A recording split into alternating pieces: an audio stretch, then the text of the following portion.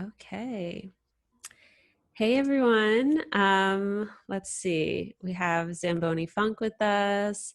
Pallas. Pallas, do you have a last name that you go by? Augustine works. That's Augustine. like, Okay. yeah, I'm like, I know, yeah, I know your last name, but I don't. It's just your Pallas. yeah. So yeah, we have Zamboni and Pallas with us to talk all about Saturn. And I mean, there's a couple of reasons why I asked both of you. Zamboni, I just kind of see you as a Saturnian person.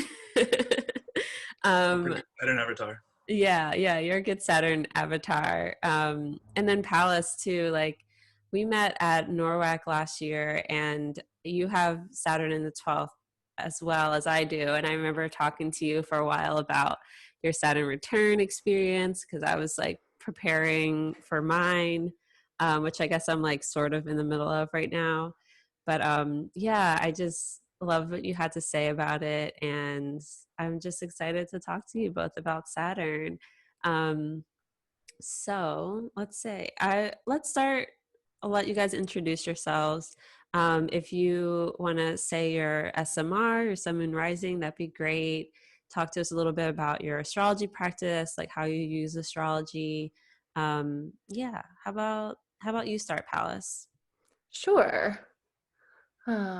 Okay, so I am a Virgo sun and I have a Sag moon and rising, but I'm ruled by Jupiter in Aquarius. So just to ease that out a little bit, all that Jupiter out a little bit.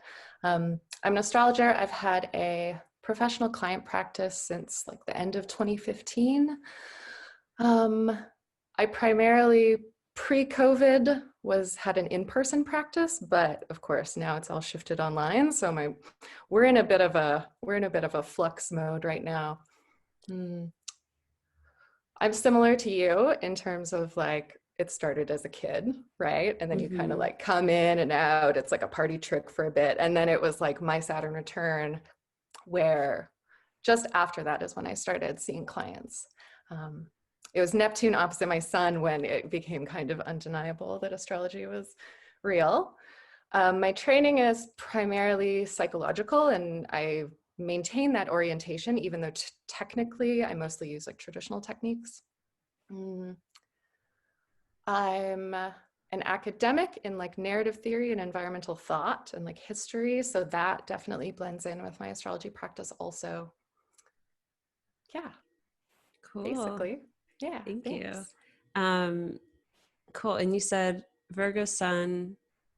What is it? Sag Moon or Virgo Moon? Sag moon. Okay, so Sag Moon, Sag Rising, Yeah. Jupiter in Aquarius. So yeah, Jupiter is in a Saturn ruled sign too, and your Saturn is therefore in Scorpio. Yeah, Scorpio in the 12th. Cool, awesome. What degree is your Saturn at? 22. Right. Okay, so it's right on top of my Mars. Oh, nice. Yeah, um, Malefic Club. Yeah, I've been attracting a lot of people lately with Saturn, like on my Scorpio stellium between like Cool. 22 and 25. Nice. Yeah, I mean, it's an interesting cohort because we have the South Node and Pluto there too. And mine are 10 degrees apart with the South Node in the middle. So I kind of get off easy versus some of that generation has like South Node Saturn or like Yes. Pluto South Node. It's like So a whole other intense. story. Yeah. So intense. Thanks for sharing. Zamboni, how about you? Yeah, sure. So I am, my name is Zamboni. Zamboni Funk is what a lot of people call me because I'm also a bass player and a drummer. And so funk and roll is my first love. And so that is the first thing that when I moved to New York City, then that's what I thought I was going to do. I was going to be Erykah Badu's bass player. Like that was my goal. Um, and but then, I started messing with astrology. So I'm kind of a baby as far as astrology is concerned. I was a straight materialist for a good long time and didn't think that astrology was even a real thing. And then I like sort of, would like do little, I was reading like Channing Nicholas for a little while, and was like seeing it work out, and had a girlfriend at that time who was a Gemini. I'm a Scorpio. Oh, I didn't mention that have the sun in Scorpio, Cancer rising, Aquarius moon. And so Scorpio and Gemini, they're in aversion to each other. So different things are going on, you know, if you're just reading sun sign horoscopes. And so it was pretty easy to see the difference in what was happening and seeing those things like taking place in life. And so I thought it was cool. And then I started studying pretty seriously, and I missed the party trick phase. So I like wanted to do astrology party tricks, but what I found was that when I was trying to have those conversations, shit got too deep too quickly, and I just like left people behind. They had no idea what I was talking about.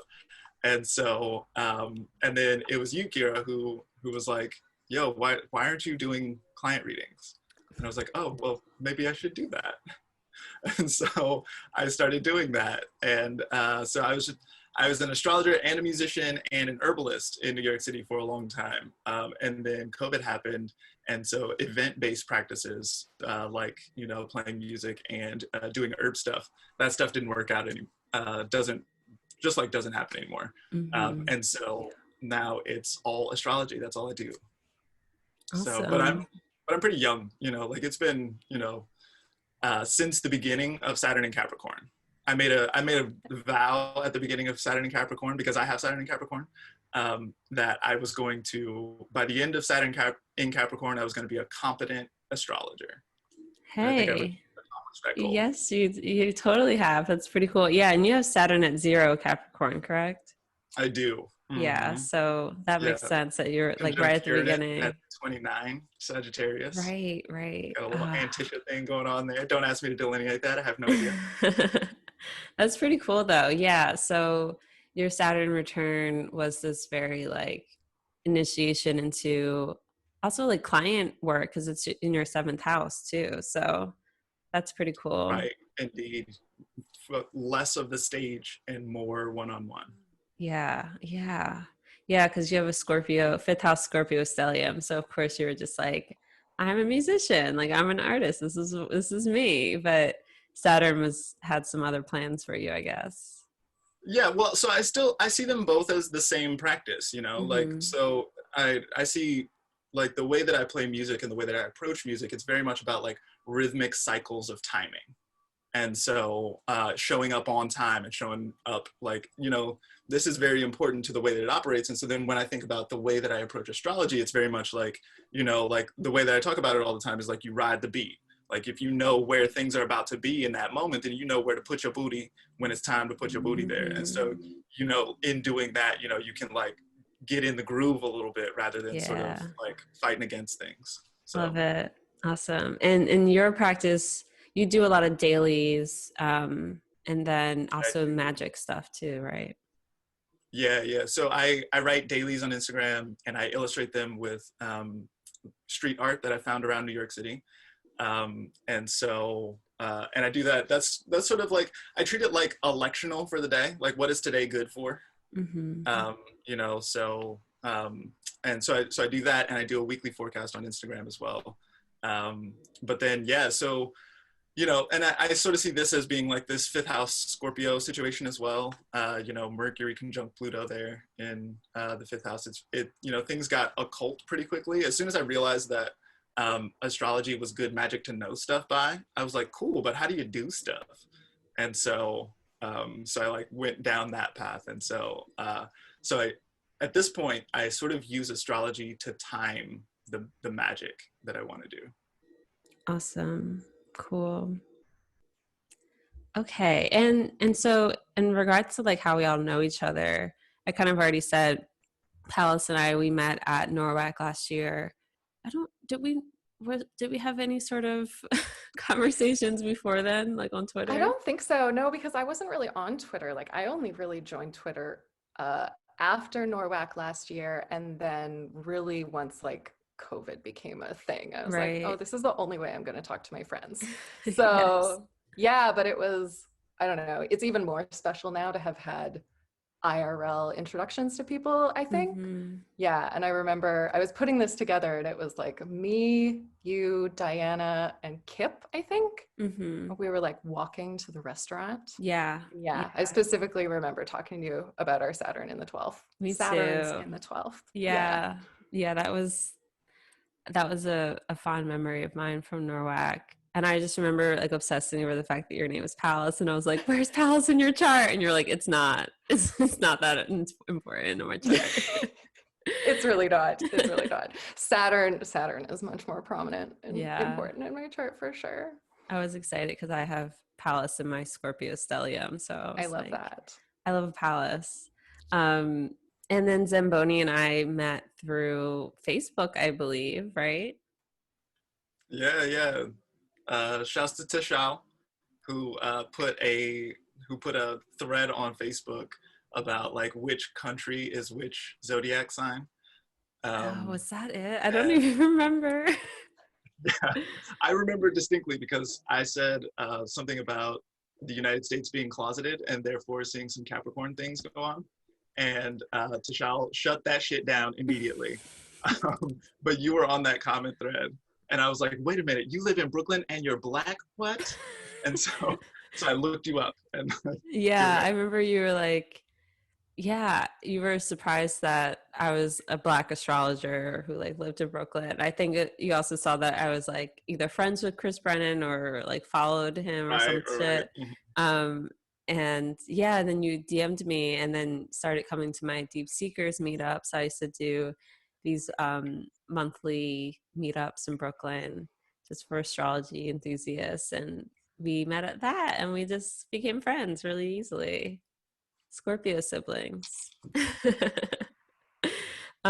Yeah, okay, cool. So and you guys haven't met at all, right?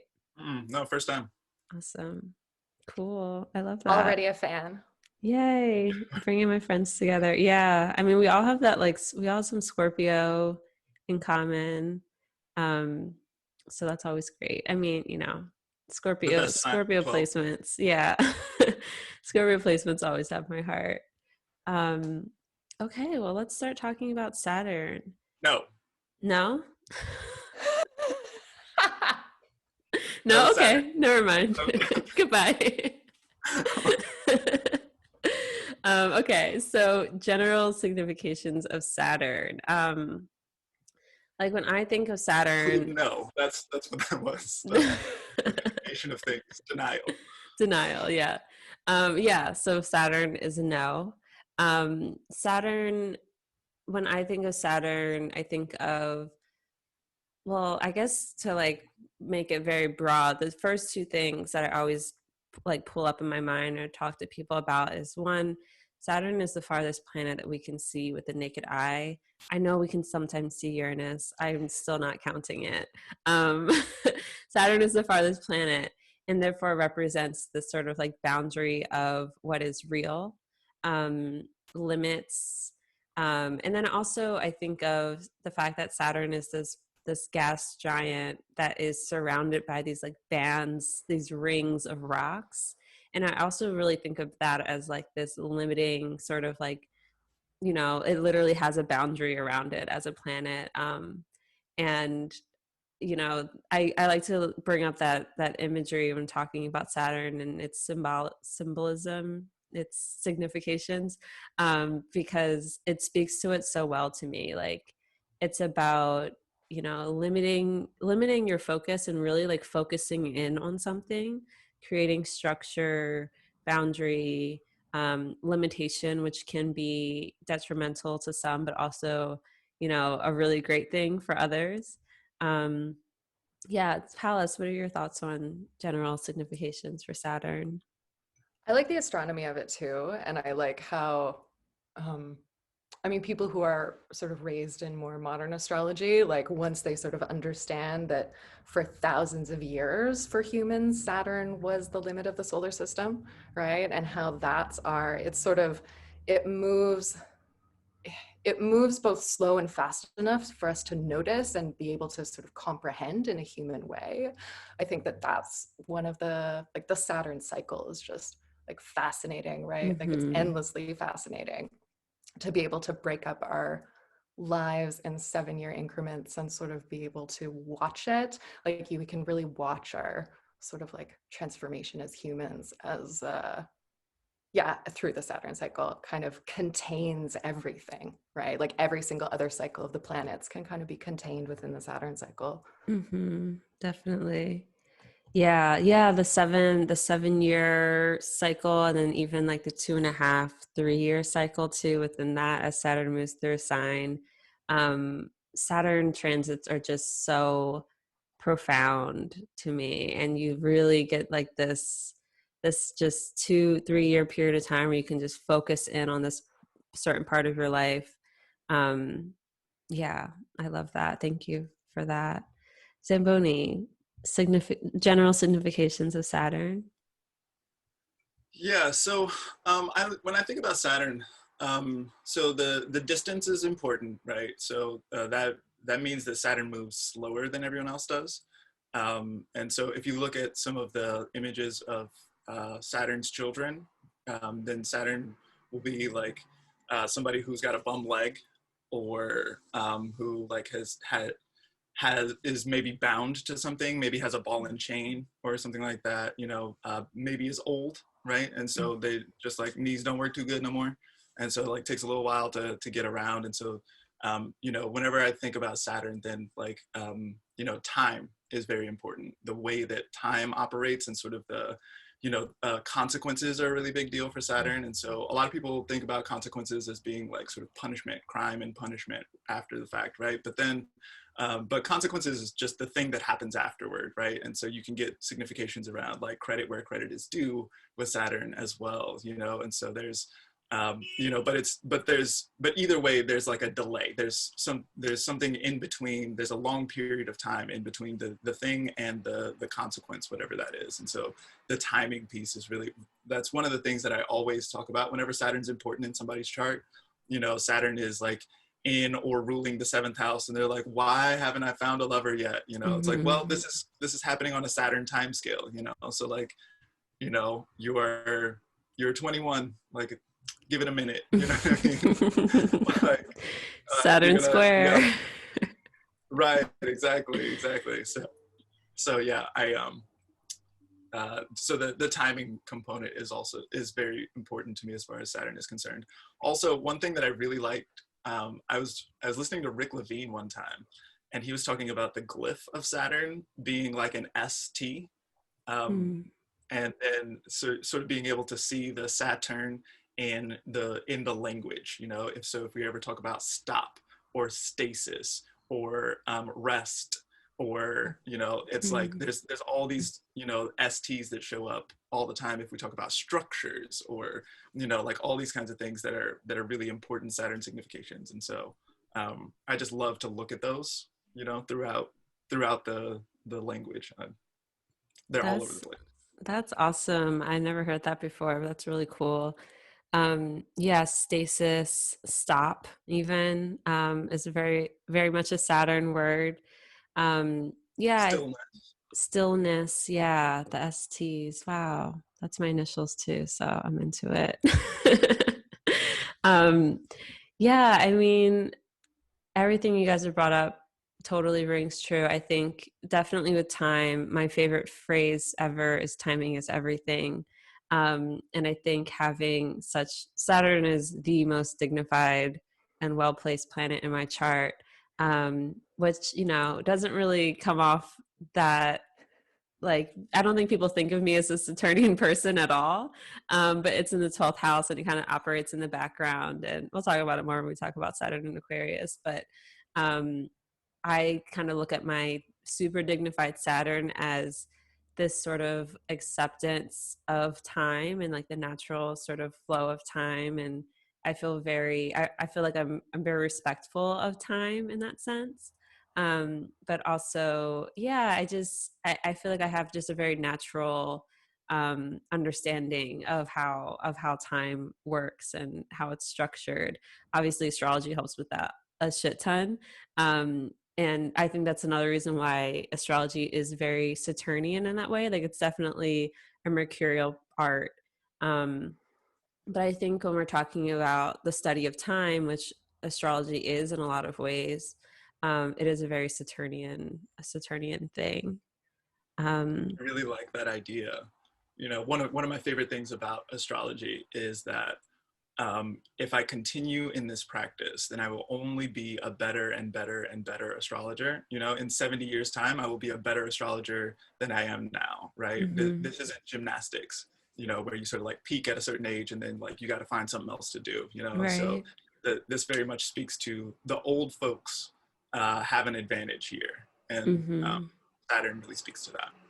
Yeah, I Yeah. was thinking about that too. Like Saturn, I really like the elder archetype when working with Saturn, Mm-hmm. right? And actually, this sort of relates, Kirah, because when we when we met at Norwalk, I remember telling you something that Rob Hand had told to me at Norwalk the previous year, because he also has Saturn in the 12th.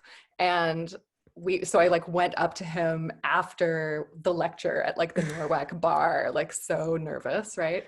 And he said this beautiful thing about how um, Saturn in the 12th is sort of like a boon to enlightenment. And so like when faced with 12th house issues, people with Saturn in the 12th kind of don't crumble, like we don't disintegrate in the same way that some other people Mm. do. And just like having Robert Hand like pass me that nugget of wisdom while I'm this like, you know, I still consider myself like a baby astrologer, even though I've been studying for like a long time, right? Mm-hmm. And I think we all are in some way. And so, yeah, just that elder archetype and that respect of knowledge and that awareness of time, I think that all blends in really beautifully. Yes, I love that. Yeah, and wow. Yeah, Saturn having its joy in the 12th. And I love that with, you know, having sort of just being able, I look at it for me, especially as like, you know, I always kind of, I can keep it together. Like even when I'm totally falling apart, um, I never completely fall apart. Like I've never hit in a sort of rock bottom, even when it comes to like drugs, you know, or alcohol. Like I can self-destruct like any other person, but you know, like even if when I was younger in my early 20s, like, you know, drinking too much, I will always find the bathroom to puke in. You know what I mean? It's like I'll always find a trash can to puke in. I've never blacked out from drinking because my body just like will puke it up. Like I don't, I'm sorry for anyone, like trigger warning for people who are like afraid of puke, but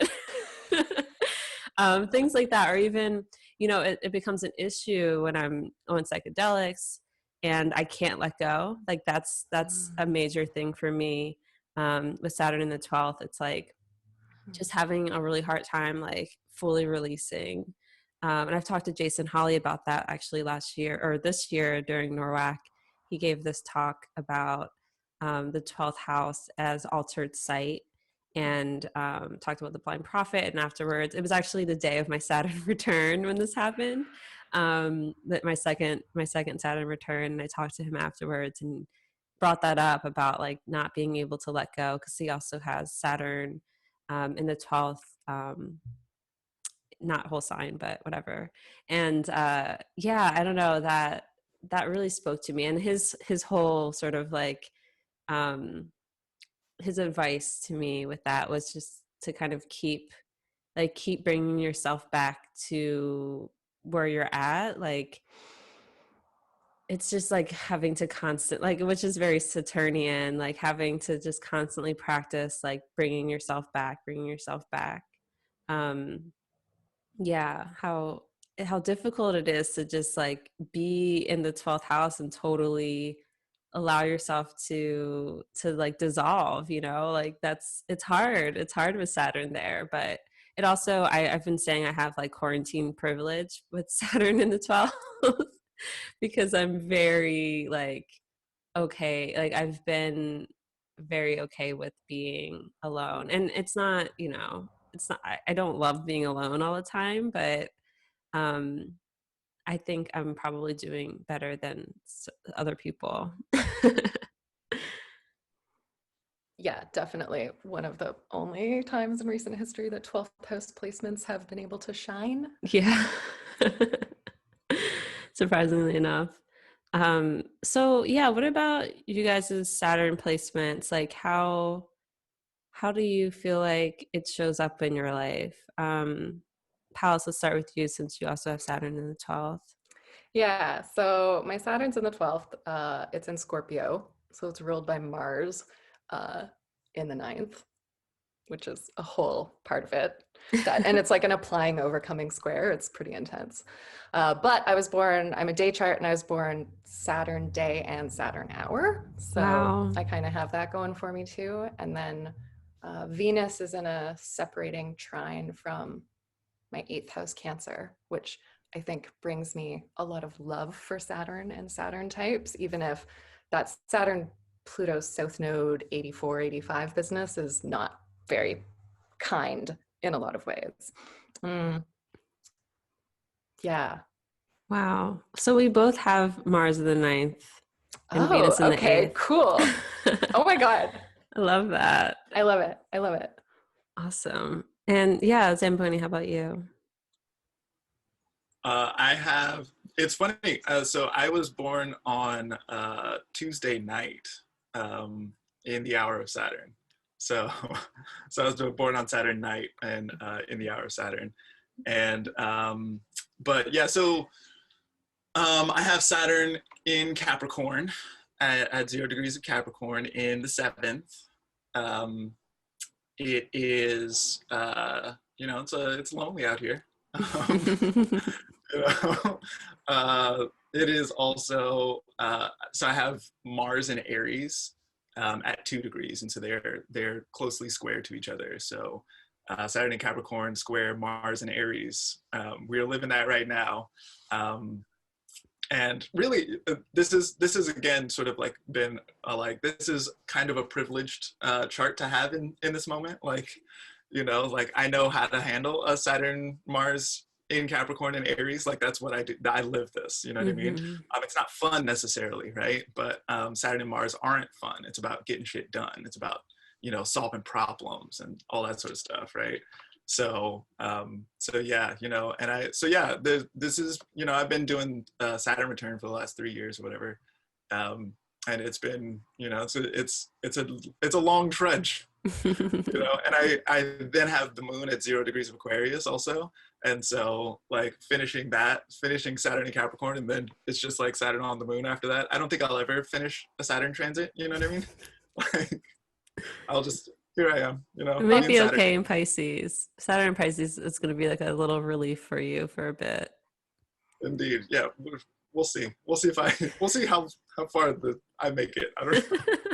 I just went through that opening Saturn sextile, like past the return. So because it's at 22, the Saturn Pluto conjunction was actually within minutes of the opening sextile.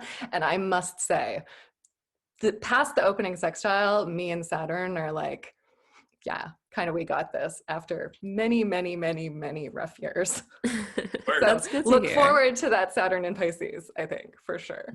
All right, cool. Yeah, it'll be in your 9th. Yeah, but it'll be like, trining your ascendant, it will trine your Scorpio stellium, and it'll be an aversion to the natal square, or not aversion, but it'll sextile your Saturn. I think that's going to be good for you. I don't know. Saturn in the 9th was when astrology came to me, so I'm very fond of Saturn 9th house transits, and I think it'll be good for you in Pisces. But yeah, I mean, Saturn and Jupiter getting out of your 7th, like for a lot of Cancer risings, with Saturn in the 7th, client wise, I've been saying like, Saturn and Jupiter have been in here sort of like the contractor and the designer, like redoing your house, and you've been undergoing like major renovations in this part of your chart, in this part of your life for the past almost 3 years. So like when they leave, it's finally like, okay, you can like go back into your house and like do shit in there again. And so I'm hopeful for you Cancer risings and like finding someone after the renovations are finished. I'm hopeful. We shall see. One time I got a reading from, I won't say, but I got a reading from an astrologer who I really look up to. And he was like, yeah, it's probably going to be like, after Saturn in Aries, like once Saturn gets into Taurus, that's when like you're going to be doing all right. I was like, great. Okay. Never. I don't know. I think that sextile might help. We'll see. I don't know. Yeah, fingers crossed. Fingers crossed. Exactly. Um, Well, and you Go said your ahead. moon is at, this is turning into a reading. Your moon is at 0 degrees Aquarius. It is, yeah. Hmm. So there's a whole lot, like Jupiter and Saturn being right there feels like a Hmm. whole new world after that. Mm-hmm. Yeah, Yeah. yeah. It was a real doozy this year, and it was an Aquarius perfection also. And I'm Damn. also told that once I get past the Aquarius perfection, because it's 2 years of Saturn perfections, right? It's Mm-hmm. Capricorn and the Aquarius perfection, and so and one of the core Saturn significations is it feels like it will never end. That's one of the Yep. things. Whenever I talk to people about Saturn transit, I always mention that, and it always resonates. Everybody's like, "All right, this is my life now." Yeah. And so, you know. Especially fixed Saturns. Like, Mm-hmm. Word. I speak from experience. Yeah. Yeah, I remember that's when I discovered astrology, or this astrology discovered me during Saturn in Scorpio. And I just remember like looking at, like, that's when I realized, okay, once Saturn's out of Scorpio, like this pain won't be so bad. And I just remember like Mhm. understanding that and just like counting down the months or the years or whatever. And because it did retrograde back into Scorpio for a bit at the end of that transit, and then there was a Mars retrograde on top of it. That was so shitty. Yeah, I have a cascade of planets all like 10 degrees apart between the beginning of Scorpio and the beginning of Capricorn. And so Mm. it caught every single retrograde between Scorpio and Sag, Oh my including the one god. over my ascendant, Ouch. which is the one you're talking about. Like that was like Yes. a Mars retrograde in Libra. It Was was in that? Oh Scor- God. it was in Sag. It's stationed in Sag on top of Antares, Right. retrograded back, stationed Oh on yeah, top yeah, of yeah, yeah, yeah. Saturn. Yeah, that was the one. Yeah, that was in my solar return chart. Oh my God. Yeah, actually I had a sun Saturn Kazemi um on my solar return for my 23rd year. So I was in a 12th house Saturn year with Saturn Sun Kazemi on my birthday in the 12th house of my solar return chart. And I literally I was living in a room with no windows. Um so it was, the whole apartment didn't have windows except my roommate's rooms. So it was just like this dark, gross little apartment. I was so fucking depressed. I didn't have a job for like 7 months. I was just like selling weed, like hanging out with people. That's the thing. Saturn rules my 11th too. So it was like also very social, but also very isolating at the same time.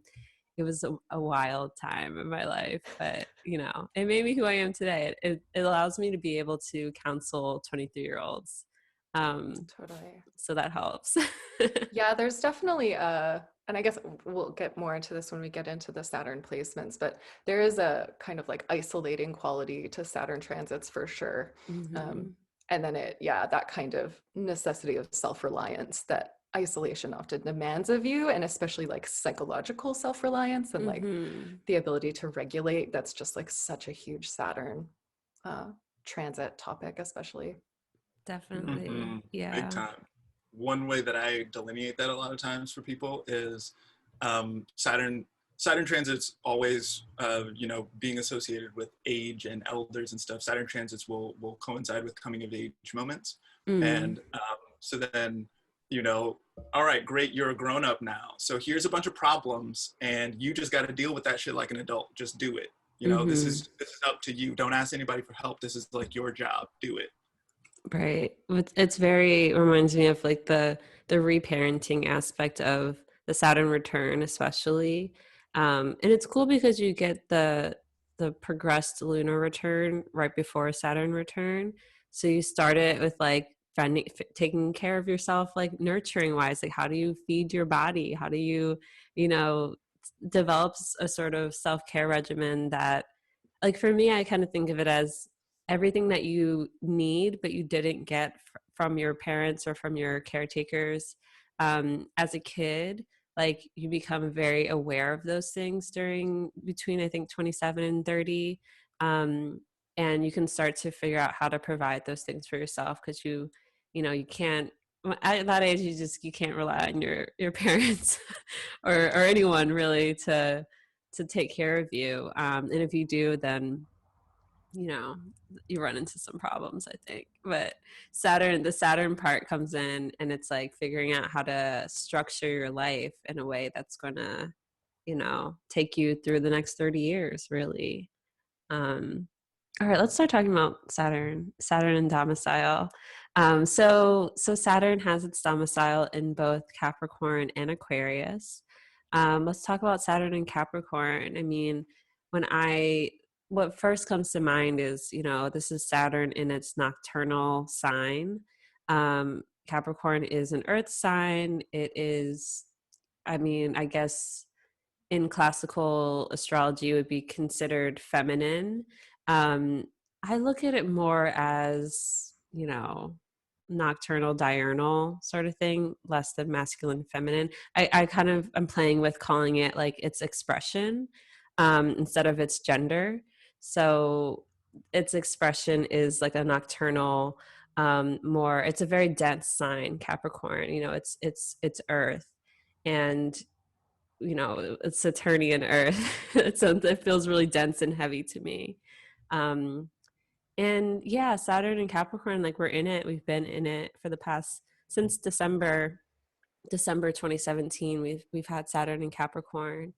And I think of Saturn and Capricorn as like first word structure, and traditions, and like the structure of like what we already have. What are some things that come to mind for you guys? And whoever wants to speak up first can speak up. Well, we have a Saturn and Capricorn native here, so I'll just say like a couple little things. We have like the overlay of the like old goat mountain like archetypes, if we can call those archetypes, which I really love. Old goat mountain, you said? Oh, mountain goat. Yeah, right. Like about like an old mountain goat, like beard. climbing the mountain, right? Yeah, I just like I love this for Saturn and Capricorn. I think of Saturn and Capricorn as like the more severe expression. I think what I've seen through the returns is severe in like a beautiful, like austere way, right? Like severity is necessity. Yeah, there's a lot of like the natives they've lived with a lot of limits on themselves for their entire lives, right? And it's been a joy as an astrologer to watch the Saturn and Capricorn cohort like recognize which of those limits they actually don't need, right? Because they like can't possibly hold everything together all the time. Like some of it needs to give a little. So yeah, I really like this generation, and sort of their place in the collective struggle is really astounding. Especially, I mean, we can talk about this or not, but you know, this Saturn and Capricorn cohort that are in, you know, have just turned 30, they all also have Uranus and Neptune in Capricorn. Some of them have Saturn conjunct one of those planets too. So yeah, it's so special. Like our Saturn and Cap friends. Yes, I'm talking about you, Zamboni. And how it's a different type of Saturn and Capricorn for sure. It's a supremely magical Saturn and Capricorn. But I'm curious to hear what you have to say, Zamboni. Yeah, well, so Saturn is really Saturn's big on walls, right? Saturn's big on you know, boundaries as well as structures, and walls provide both of these functions. But you know, Saturn and Capricorn this time around, you know, the natives have Uranus there, and they have Neptune there as well. And so Neptune is not trying to hear about some walls. You know, it's very much the dissolution of boundaries and things like that. Uranus also is not the one who is going to be like walled in some kind of way. You know, you don't get to tell Uranus what to do. Uranus is going to do whatever feels right. Now, what's interesting, I think, about Uranus in Capricorn is you had mentioned tradition, and tradition is one of my favorite words to talk about Capricorn with, right? And so part of what we see going on here with this iteration of Saturn and Capricorn coming of age is that like making old ideas new again, or like a Mm. return to older ideas, like this idea that like, I don't know, I've been thinking a lot about the difference between convention and tradition recently. And so like where we are right now is like kind of, it's conventional. We're sort of like doing this same thing, since the Industrial Revolution or whatever, like whenever you want to date it.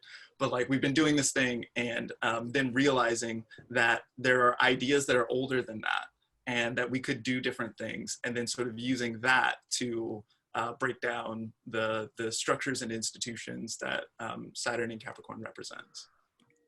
Wow. Yes, love it.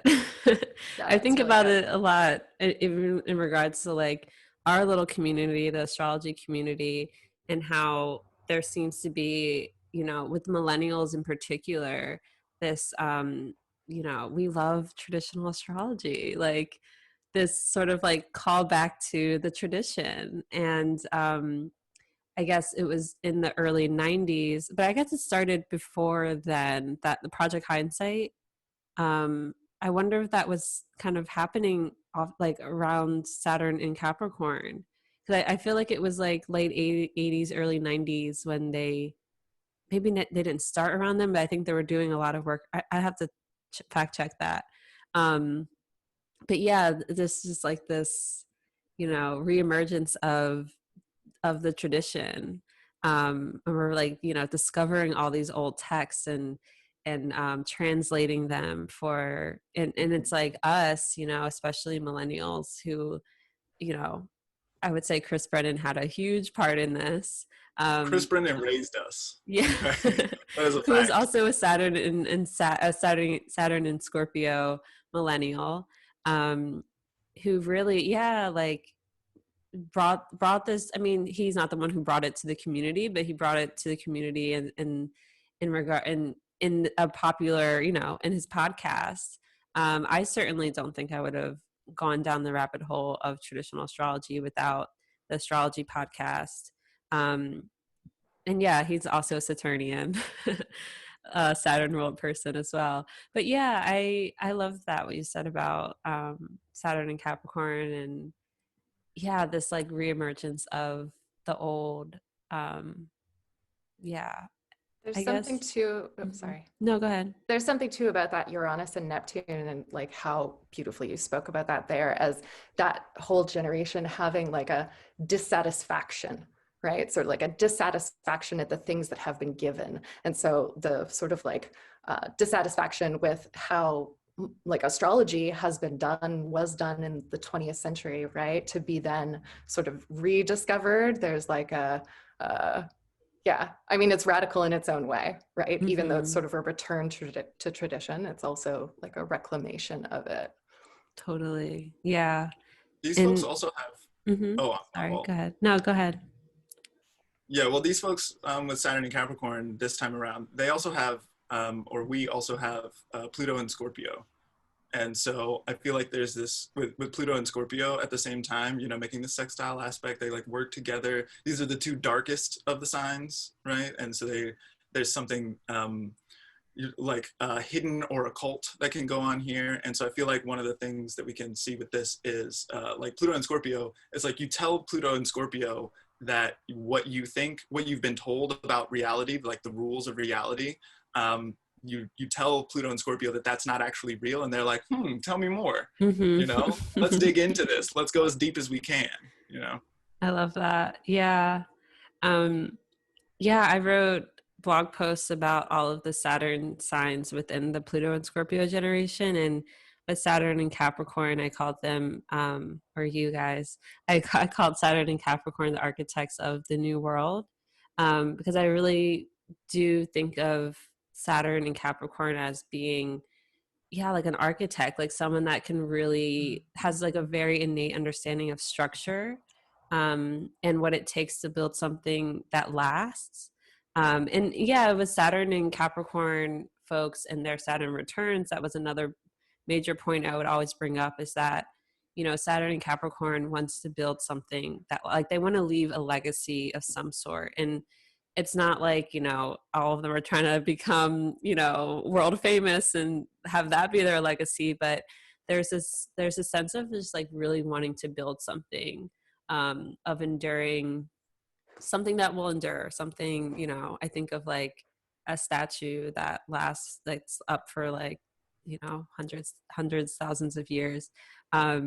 Yeah, something that I think of it being like structures that can be helpful for society, because Saturn also has that rulership over Aquarius too.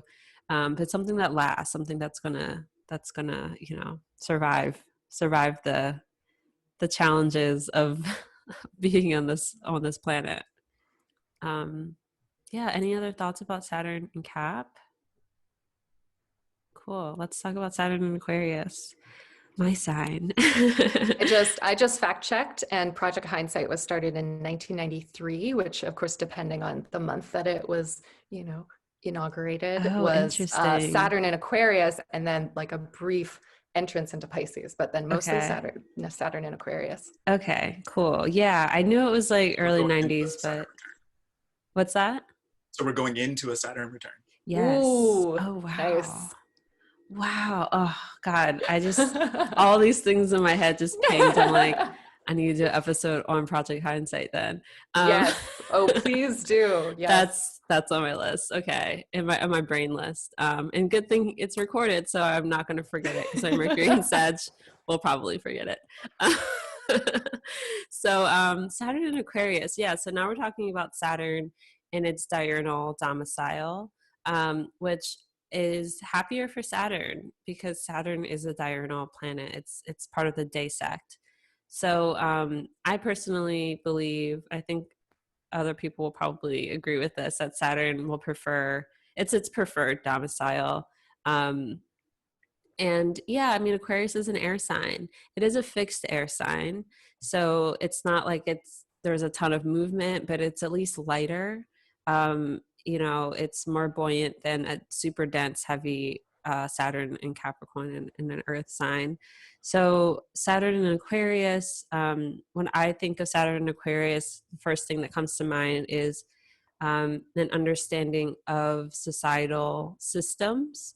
With Capricorn, I think of structure. With Aquarius, I think of systems.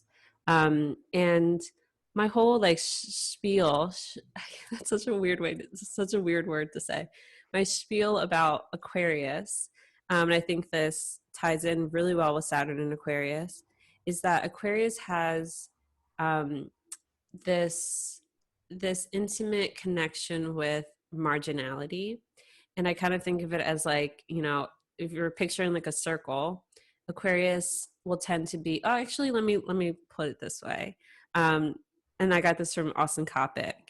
So, you know, when we're thinking about Saturn as the ruler of both Aquarius and Capricorn, you can think of Saturn as the wall, and everything inside of the wall is Capricorn. So that's like the established structures, the established norms. Um, and then everything outside of the wall is Aquarius. And I kind of think of it as either Aquarius, either on the outside of the wall looking in, or just like pressed up against the wall. Either way, when you're on the margins, you have a much better perspective of what's happening inside on all directions. So you can think about yourself pressed up against the outside of a circle. You can see what's happening in the middle of the circle, on the other end of the circle, all around. As opposed to, you know, if you're in the middle, you might not be able to see, you know, what's happening behind you or whatever.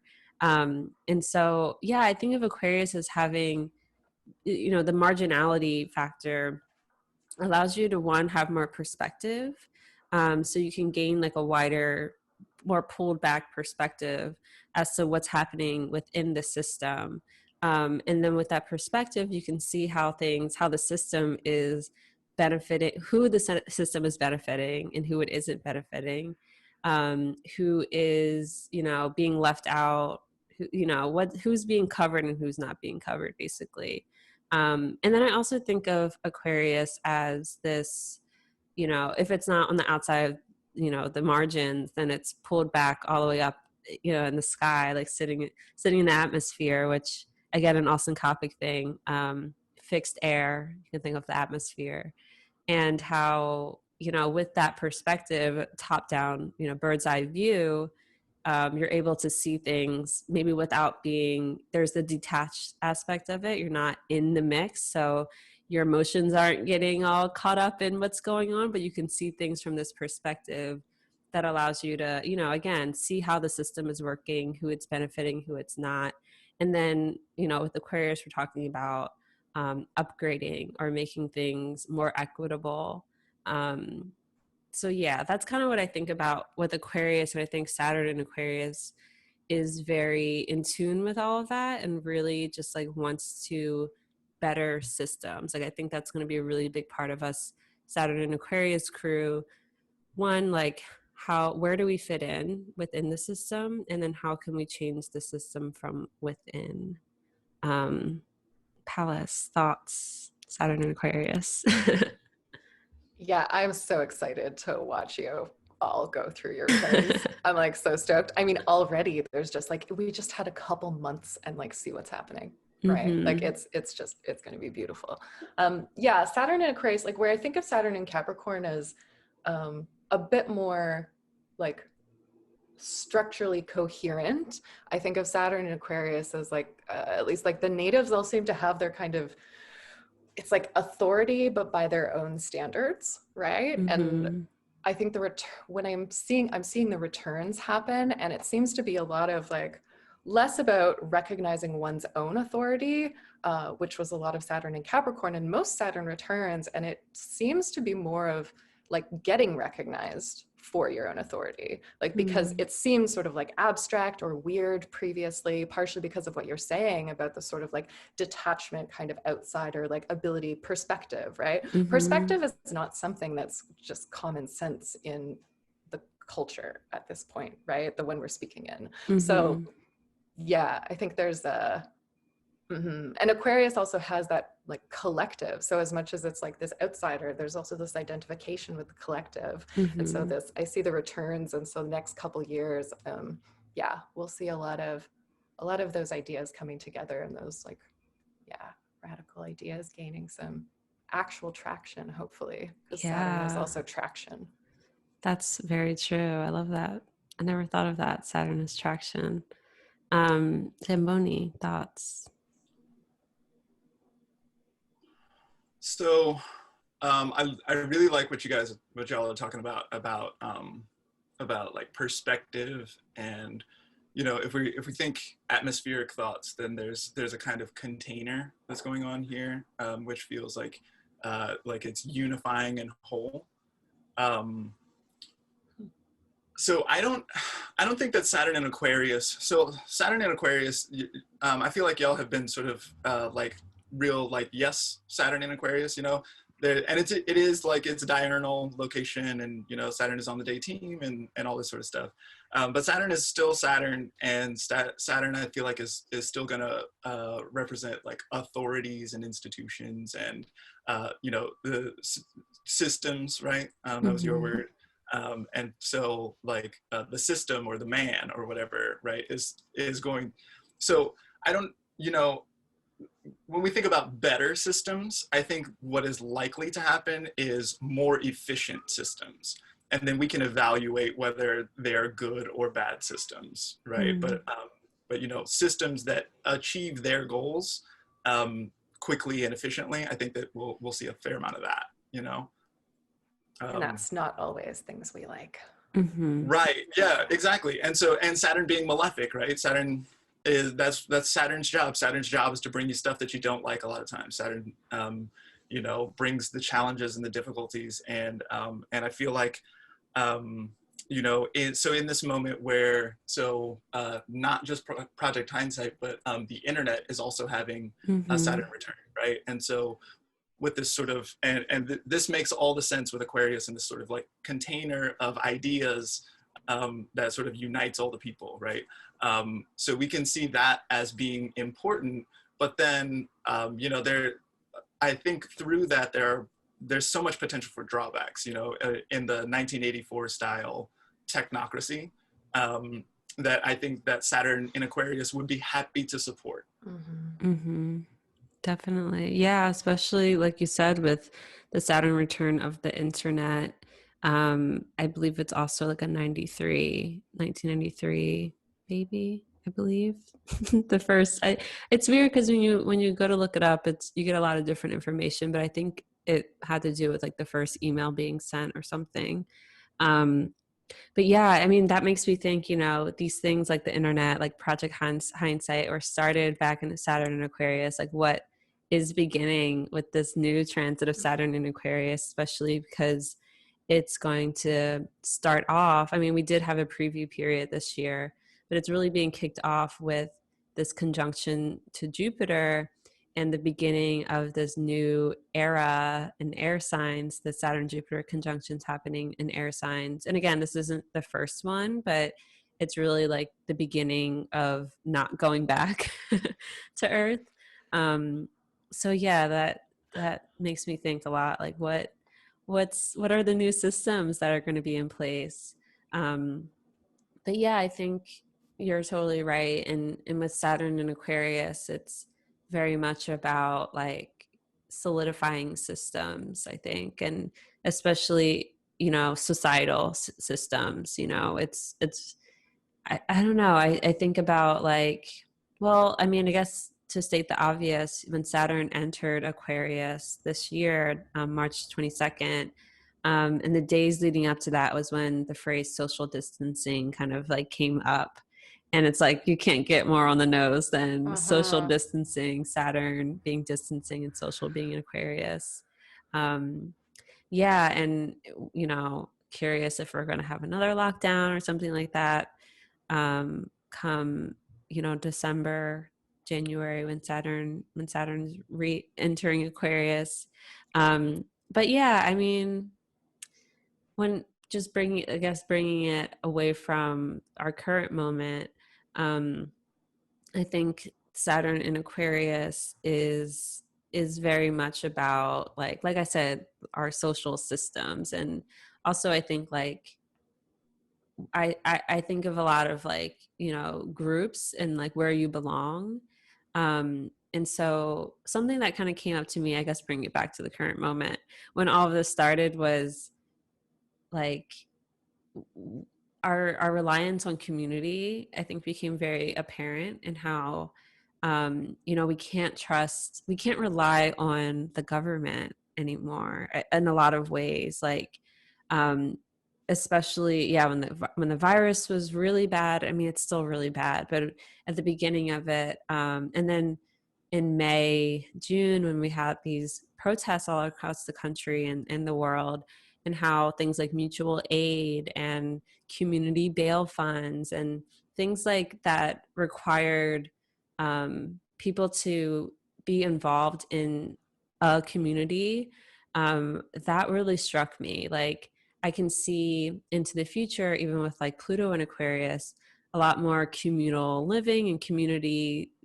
people being way more involved and feeling like they have to be attached to some sort of community, and not have to in terms of like, I mean, it is a survival thing, but I think that's people are just going to feel more and more drawn to that, like community involvement, community projects, because that's where we're getting our support, which is another Saturn thing. Like, we're getting our support from each other, from community, not necessarily from government. Does that make sense? Yeah, that's lovely. Let's talk about Saturn and Libra. So we just covered Saturn and its domiciles, both Capricorn and Aquarius. Saturn in Libra is its exalted placement. So exaltation, it means being raised up, giving honors. I like to think of it as just like the perfect environment for that planet to, accomplish what it wants to accomplish without being pushed to extremes. In domicile, it can go to excess often, and then in detriment, it can obviously be detrimented and have a harder time, like expressing itself in the way it wants to. But in exaltation, it's kind of given that like perfect temperate environment to just do what it wants to do. So with Saturn in Libra, again, we get this diurnal. Libra's diurnal. Yeah. diurnal placement, diurnal sign expression, and it's an air sign. I think Saturn really likes that too.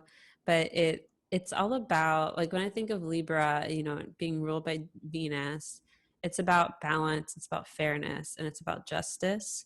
And Saturn in Libra can do Saturn things like establish things for one, build things on level ground, on equal footing, and yeah, it just has the ability to do that, I think, in a more efficient, productive, and equitable way in Libra. What are you guys' thoughts on Saturn in Libra?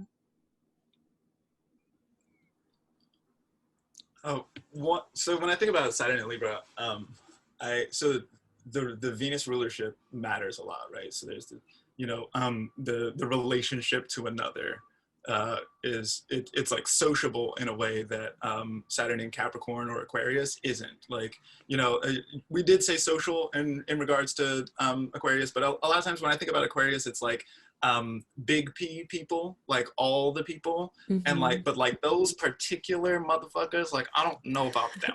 You know what I mean? Do not fucks.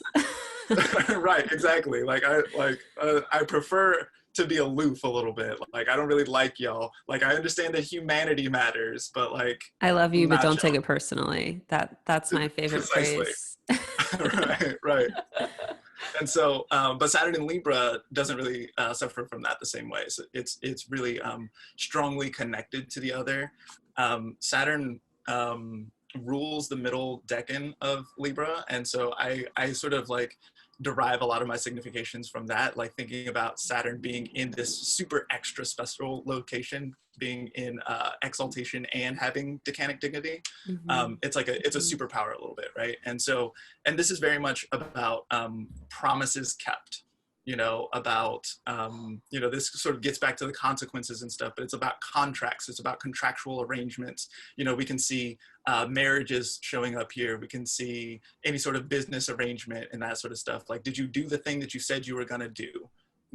And so Saturn being really strong in this position does that sort of thing really well. Yeah, its exaltation degree, I believe, is at 15 degrees Libra, which is right smack dab in the middle of that second decan. I like to call it the bondage decan. Yeah, word. All right, I like it. Nice. I have Libra there. I mean, I have my Venus there too at 10 Libra. So yeah. So yeah, and just like you said, it being about like contractual agreements and things like marriage and like bonding. I call the bondage decan because it's about like bringing two things together in a very serious and like, it's more than just like a Venusian bond. There's I guess like a contract to it. There's like an agreement, whether it's, written or whatever. But yeah, I love that you said that. And I guess worth it to note real quick that the United States its chart, I think in any of the charts you'll look at, has Saturn in Libra. I believe it's at 15 or it's close to 15. And so yeah, the US as a nation has this really dignified Saturn. What were you going to say, Zamboni? Is it at? Well, this is very interesting. When we talk about Saturn in Libra as being this like great purveyor of justice and equality, but law then and at the order. same time, right? Law and order, exactly, right? So is it justice and equality, or is it law and order? Like, the sort of draconian utopia, like sort of, makes everything just and equal by making everything same or something like this, right? Yeah. What is the phrase in the, I don't know if it's the, see, I don't pay attention to the United States, like, is it the Pledge of Allegiance? I don't know. But there's something injustice for all, which feels so Saturn in Libra. Like, what is that? Right. Yeah, liberty and I'm justice. Canadian. Yes, liberty. Okay. Right. Liberty and justice for all. Thank you. Yeah, this is in the Pledge of Allegiance. Oh, Thank you. I stopped you saying that know, when I was like so which is a again, 12. very like Saturn and Libra Yes. Pledge of yeah, Allegiance. it's statement. so draconian, right? So Yes. that yeah, Yeah. you know, like this idea of justice for all, like, but like, let's look at it. Does it look like Mm-hmm. justice for all? I'm sorry, Yes. Pallas. I've been Oh cutting you off. no, I love what you were both saying. Like this is gorgeous. Yeah, just yeah, socially, Saturn and Libra, I think is pretty terrifying, honestly. I mean, of course, like we're living through like the 1981, 82 Saturn and Libra generation, Mm-hmm. which also had Jupiter for a bit, and then where the conjunction happened, and then also had Pluto, right? It was like Mm-hmm. the last of the Pluto and Libra generation. And I don't know, those natives are the ones I've dated a couple, I must say. And there's an elegance, but then also this like sternness, Yes. right? That is, I mean, Saturn Venus contacts, let alone like, you know, Venus and Capricorn, Saturn and Libra, they're like super hot, basically. Mm-hmm. My just like my pithy Saturn and Libra thing is like Maleficent, like from Sleeping Beauty, Oh, right? Yeah. interesting. She like, you know, gets really mad because she's not invited to a party. Like, and by mad, like curse everything and, Yeah. you know, tear everything down. Hold a I when vendetta I think forever. of when I think of Saturn and Libra people, first person that always comes to mind is Pete Buttigieg, who calls himself a millennial. He has Saturn and Libra. I mean, you know, but just a sense of someone that's, you know, he's very very Saturnian, and he has that Saturn Jupiter Pluto thing going on in Libra, but like, you know, very like in regards to the rest of the Democratic field, was pretty centrist. I don't think he's like a centrist in general, you know, compared to like the entire political sphere, but um, has this very like, you know, wanting to be the one that's like balanced and um, yeah, has this very like not too left, not too right, like in the middle sort of thing going on. And he also was a veteran and or is a veteran. Um, yeah, I don't know. He just has that very like Saturn, like exalted Saturn vibe to me. Um, yeah, so it's like, you know, it's exalted Saturn, which is like really good for Saturn, but Saturn is a malefic, and you know, who is it actually good for, you know? So yeah, I think I don't know. Do you guys have anything else to say about Saturn in Libra? No? Okay, cool. Let's flip it over then, talk about Saturn in fall and Aries. Ooh, I you know, okay, so thinking about Saturn in Aries and in its fallen position, it's opposite the sign of its exaltation. So um you know, when I think of a fallen planet, I think of something that is literally fallen or in a lower place. And when something is in a lower place, if you're on the ground or in a ditch, um, you know, it's hard to be noticed. It's hard to be seen and recognized. And there's almost this pushing oneself to an extreme in order to receive that recognition and that respect. And we're talking about Saturn being feeling disrespected.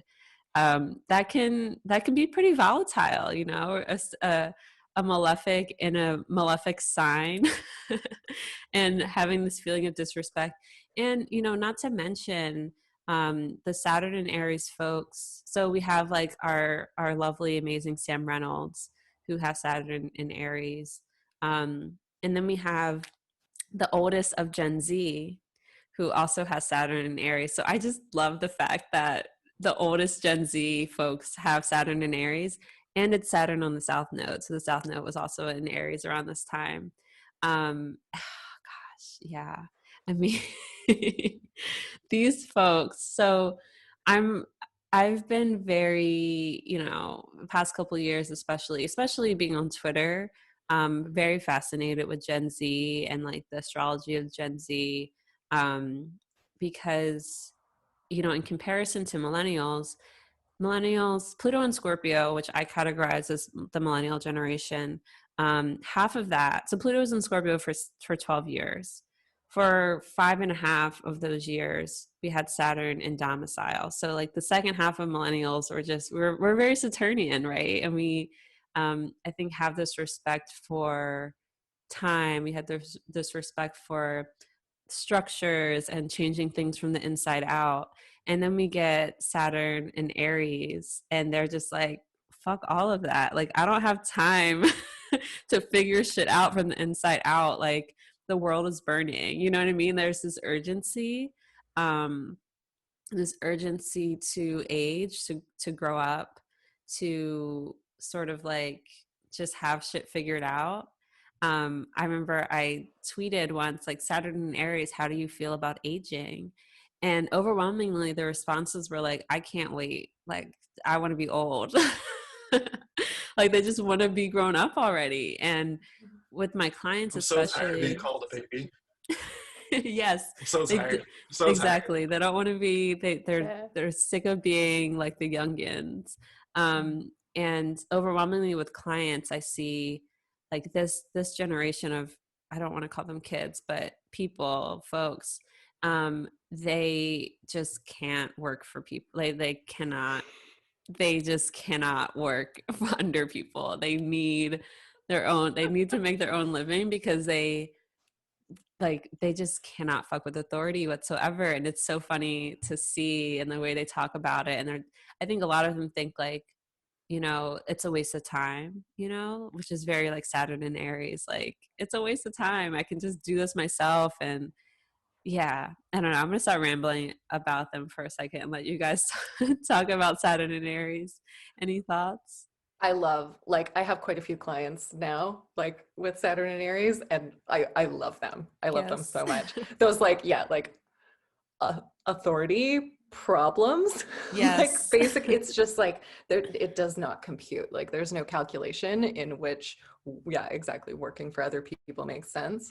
I know the returns are far away, but like I've already been thinking about them, and just related to Saturn and Libra, right? And I love this this contract aspect of Saturn and Libra is like, and kept promises. Zamboni, you said that, and I just like love that. And Saturn and Aries is like, yeah, it's like, who are they responsible to, right? Like when we're Right. born with Saturn and Aries, who have we made promises to? Do we trust people enough in order to do that? Like from what I've seen, not really.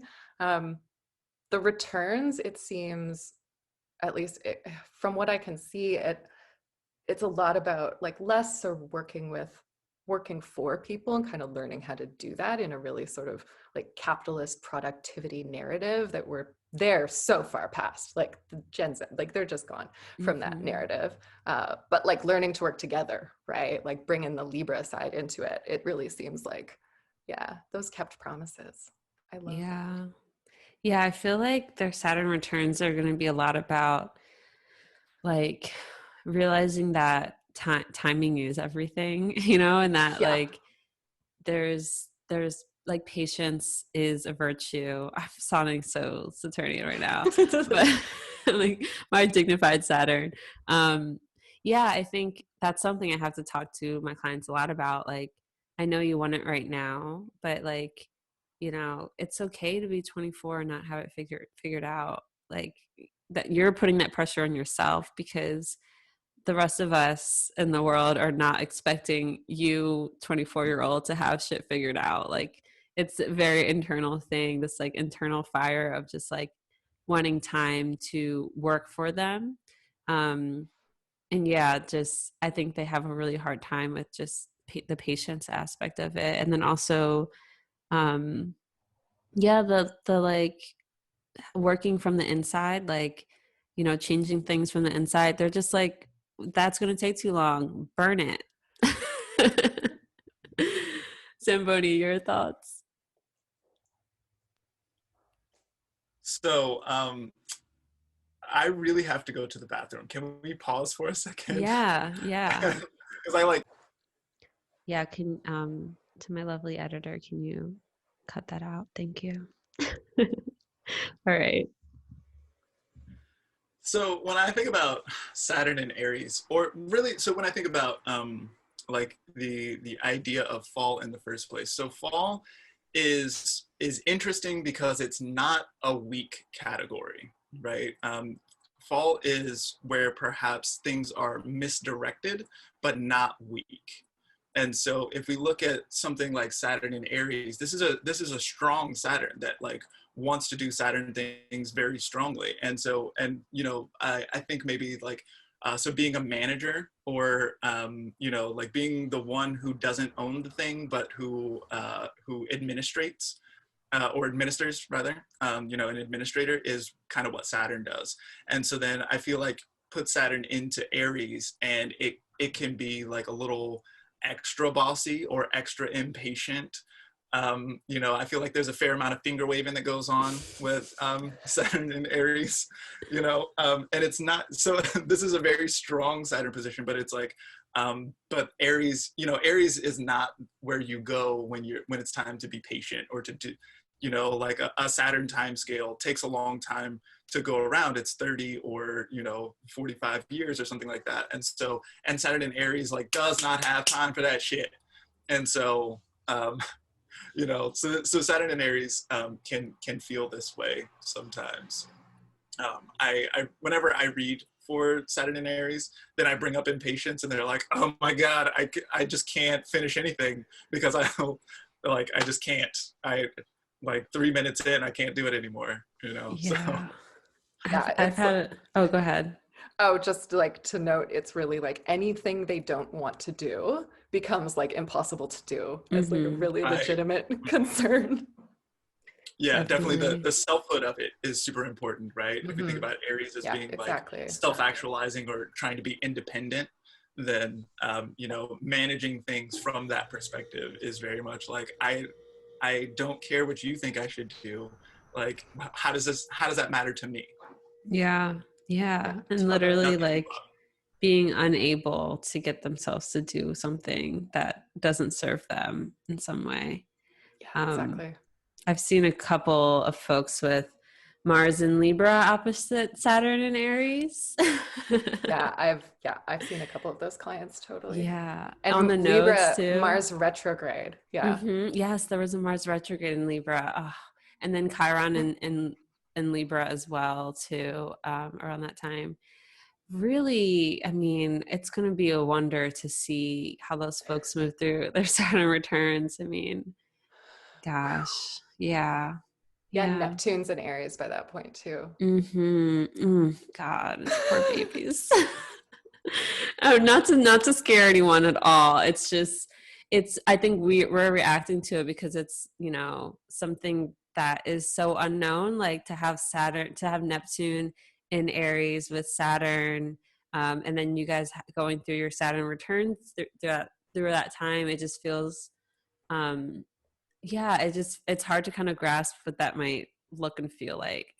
I guess it would have been like the previous Saturn and Capricorn generation then living through like the Saturn, Uranus, Neptune of like our cohort. That's true. Yeah. And being like, what the fuck? Yeah. How's that going to go down? But here we are. They're probably saying, oh, I can't wait for these kids to grow up and then like look at where we are now. Exactly.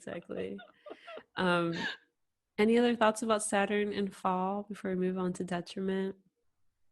Cool. So we covered Saturn in domicile, Saturn in fall, Saturn exalted, Saturn in detriment. So this is Saturn in the signs that are opposite its domicile.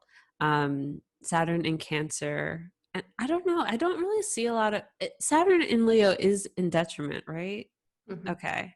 I don't know why that, like, for some reason in my head, I'm like, I don't see that places, but it's definitely a thing. So yeah, Saturn in Cancer.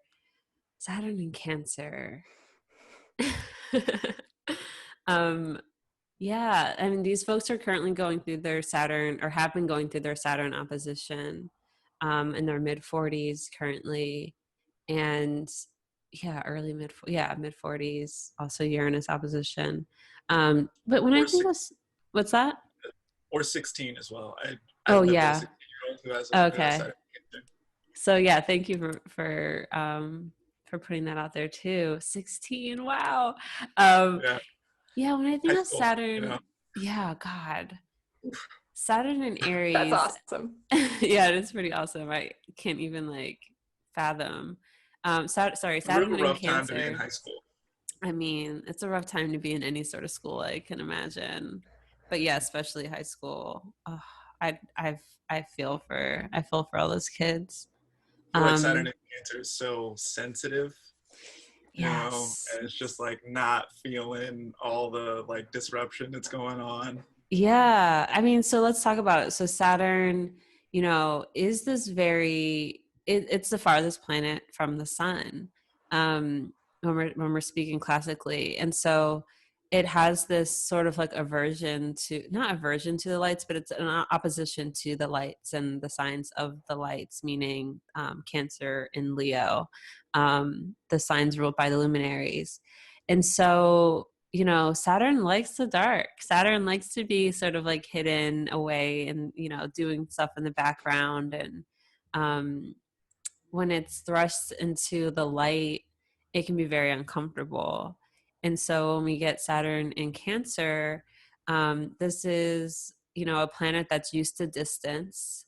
It's used to having boundaries and walls up. But in Cancer, it's like in a hot tub, you know, so next to a bunch of other people, and it has to like learn how to put walls down and developing, like, how do you develop structure in the ocean? How do you develop structure um in you know in a hot tub? I mean, I guess I'm thinking of like family units, and how what it would look like. I mean, I guess when I think of Saturn and Cancer, I would think there's this responsibility towards care and caretaking that is, yeah, it probably just weighs really heavy on Saturn and Cancer folks. Like, you know, the idea of taking care of others, especially those that are close to you, um, and what that might look like, and the difficulties that might come with that, just like feeling that heavy weight of responsibility. Whereas like in Capricorn, it's about structures and really wanting to change things externally for the better. I think in Cancer, it must be, I mean, what comes to mind is Jessica Lanyadoo, and she's super Capricorn stellium with Saturn and Cancer, and how careful and considerate she is around care and like how we take care of ourselves and other people. Um, yeah. What are you guys' thoughts on Saturn and Cancer? I mean, sure, this is sort of obviously important for all of these things, but I think especially for Saturn and Cancer, how that placement manifests has a lot to do with the moon, of course. Mm-hmm. And it can vary so widely. Um, but yeah, there's generally like I'm not a huge fan of the Saturn equals father in a chart, right? I think we're sort of past that, and we can sort of see Saturn as the sort of disciplining, whether it's a parent or a disciplining force. But Mm-hmm. with Saturn in Cancer, there's definitely this like conflicted relationship with the moon, right? Mm-hmm. Basically, no matter kind of where the moon is. So the aspect there is really important, I think. Yeah, it's a really good point. And I think that's probably why another reason why it's so difficult for Saturn to be in Cancer. It's like, it's being ruled by this planet that changes signs every 2.5 days. Saturn's like, I change every 2.5 years. What the hell? Like, can you relax? So, yeah, like the consistency that Saturn craves isn't really there in Cancer. It's like always waxing and waning. Yeah, Um, exactly. and that's really difficult for Saturn. That's just like, can we just stabilize? Can we find some stable ground somewhere? um yeah, Zamboni, what are your thoughts? So I like when I think about Cancer, I think a lot about like nurseries and like making sure that the young ones are well taken care of and that sort of stuff. Mm-hmm. And so I like the idea of thinking of Cancer as a greenhouse. Um, you know. And so then if we sort of extend this analogy a little further, then the walls of the greenhouse are glass, right? And so if you want them to do wall things, then they are whack for that, right? Mm. They accomplish a different purpose, which is to let the light in and all this sort of stuff. And so you put Saturn into this place, and I just like have this image of like an old person like in the sweltering heat, just like melting, just being just so uncomfortable. I really don't like it in here, right? You know, but it's just, and so this is rather than, so like exaltation is a strong Saturn placement that maybe goes in, that might be misdirected or goes in some kind of like challenging direction. You mean Cancer, fall? yes, what did I say? Exaltation, Yeah, right? yeah. The other one. Yeah. Yeah, so where fall is a strong Saturn position that is going to be misdirected potentially, then detriment or exile is going to be, this is a weak Saturn placement. So this looks like Saturn not being able to accomplish Saturn goals very well. You know, and so then if we're in this idea of like a disciplinarian or something like that, you know, like I feel like Saturn in Cancer can sort of like be like kind of like a mama's boy kind of figure a little bit. You know, it's so soft and doesn't really get some of that hard ass Saturn that like tells you to just shut up and do the thing. You know, it gets coddled a little bit.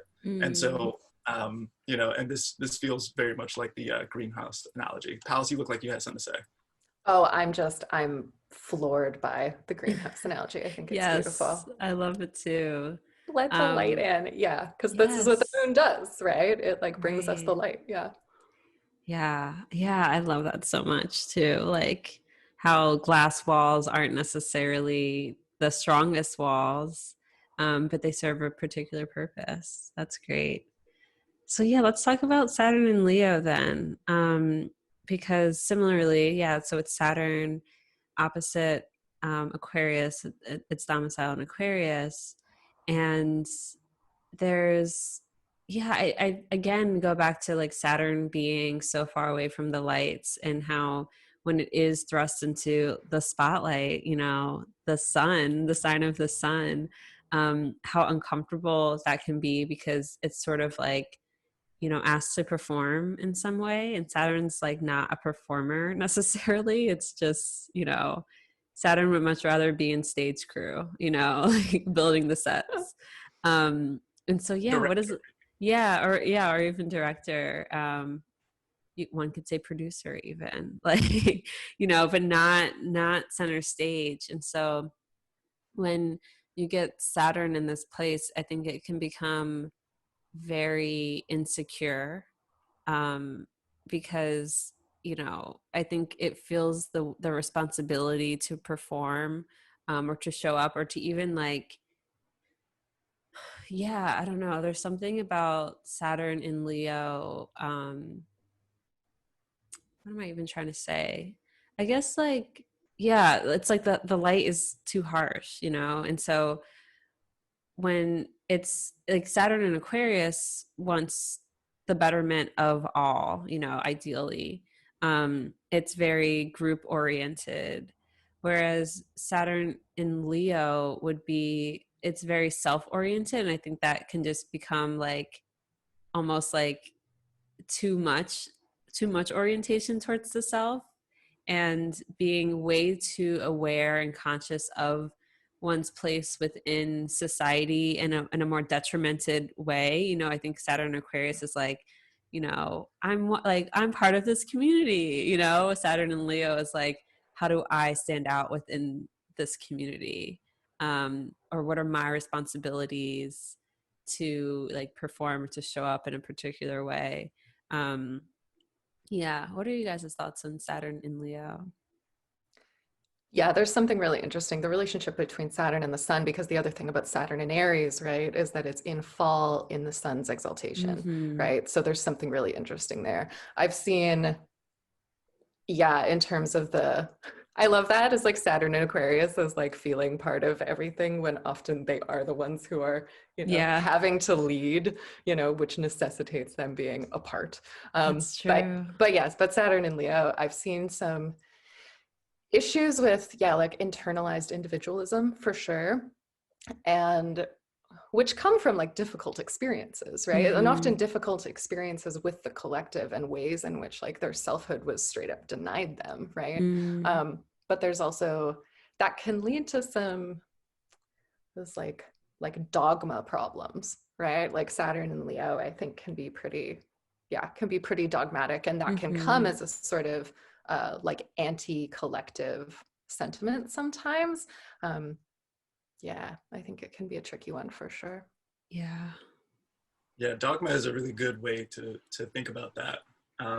You know, so this is, you know, Leo is a fixed sign, and so doesn't suffer from the problem that Cancer had, which was that everything is like turning over super quickly, right? It suffers from maybe the opposite problem, which is like heels dug in, like I don't care what, like I'm not letting other things in because I know already, you know. There's this, and that's one of the things about Leo, sort of generally, and you know, it's, so we can talk about some of the bad things that go on with Leo, with Saturn there, with Saturn being a malefic. So Saturn's going to, you know, as a malefic is going to want to sort of push on the negative significations of stuff a lot of times.